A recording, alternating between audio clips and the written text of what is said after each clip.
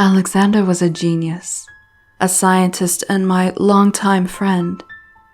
Yet there I stood in his laboratory, watching helplessly as he prepared to cut his throat.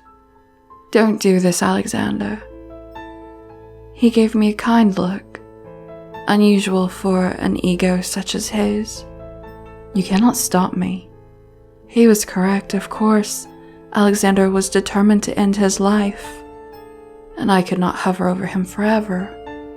Nevertheless, when he slashed himself, I cried out, rushing forward as he collapsed to the floor. He'd cut true and deep. He died in my arms.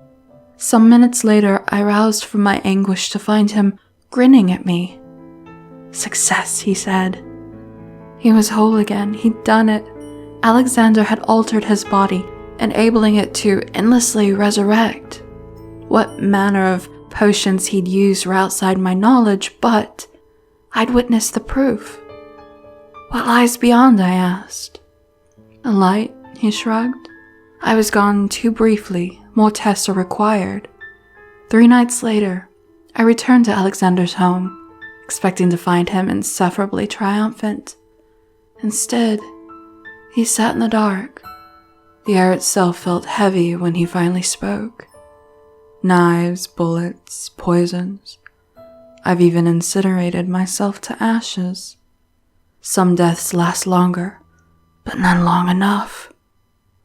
"Then you've achieved mankind's oldest dream." "Indeed," he said.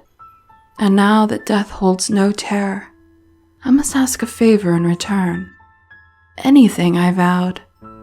And with a mirthless smile, he said to me, "In 1,000 years, long after you've gone the way of all flesh and passed into a world I can only glimpse, a world of unimaginable peace and perfection, spare a thought for me occasionally, for I will still be here."